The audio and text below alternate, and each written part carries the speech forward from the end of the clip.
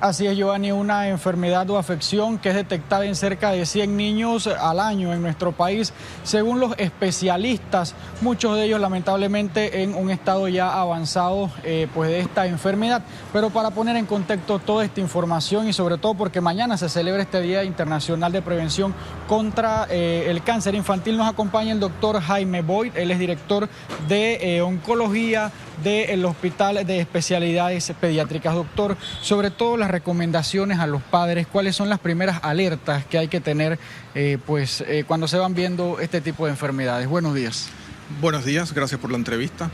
En pediatría la mayoría de los cánceres no son detectables de manera temprana, como lo son muchos de los cánceres de adultos que demoran muchos años en progresar, y entonces se pueden hacer programas como mamografía, colonoscopía, examen del cérvix y otros exámenes preventivos que se pueden hacer para detectar cuando el cáncer está muy pequeño. Los cánceres pediátricos, casi todos, con muy pocas excepciones, son de muy rápido crecimiento, son cánceres muy agresivos y por lo tanto no tenemos exámenes de detección temprana, pero lo que sí hay es diagnóstico precoz cuando el paciente ya tiene síntomas.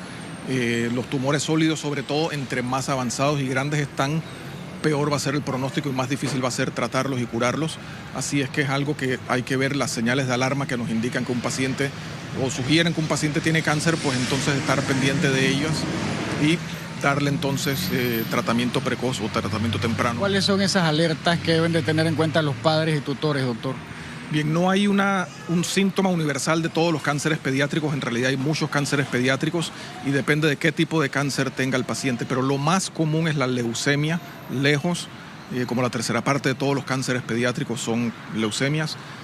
Y eso se va a manifestar pues como el paciente tiene fiebre, dolores, está pálido, está débil, tiene moretones, sangrados por la nariz, por la boca, por otros sitios.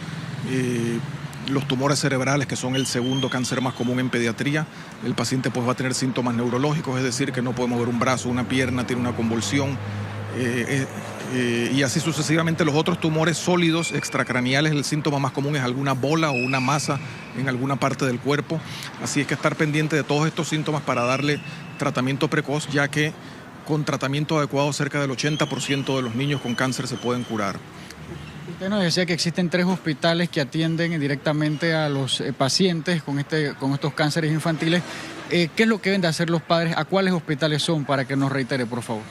Bueno, en realidad el padre que ve esta clase de síntomas lo que debe es ir a su médico de atención primaria, o sea, ir con su pediatra, y el pediatra es el que debe decidir si el paciente tiene algún síntoma sospechoso de cáncer, entonces será referido a un centro donde pueda ser atendido por especialistas en hematología y oncología pediátrica. ¿Mueren al año cuántos niños por cáncer infantil, doctor? Bueno, aproximadamente el 80% de los niños con cáncer se curan cuando tienen tratamiento adecuado. Eso no es universal para todos los cánceres. Hay cánceres donde más del 95% de los pacientes se curan y hay otros donde el porcentaje es más bajo. Incluso hay algunos cuantos donde no existe un tratamiento satisfactorio para esos tumores, pero en general, tomando todos los cánceres, pues es cerca del 80% de los niños con cáncer. Eso significa que la mayoría se cura, pero 20% pues significa que 1 de cada 5 pacientes pues va a fallecer de su tumor, y de hecho después de los accidentes en niños y de los accidentes, suicidios y homicidios en adolescentes, es la causa más común de muertes en niños de más de un año. ¿Cuenta el Estado con la capacidad necesaria o hace falta mucho más recursos para atacar sobre todo la prevención? Porque, como usted lo comentaba, es una enfermedad que en la mayoría de los tiempos no se detecta de manera oportuna, sobre todo porque no tiene que ver con estilo de vida como en otros cánceres. Pero ¿cuenta el Estado con el presupuesto, con las herramientas que son necesarias para combatirlo? Bueno, siempre queremos tener más cosas y la última tecnología, pero en general sí se cuenta con la mayoría de las cosas que necesitan para tratar a la gran mayoría de los pacientes. Siempre hay alguno que necesita algo especial que puede que sea más difícil conseguir, pero en general la gran mayoría de los pacientes sí tienen capacidad de ser tratados con cirugía, quimioterapia y radioterapia, que son las 3 formas de tratamiento que se le da a los pacientes con cáncer.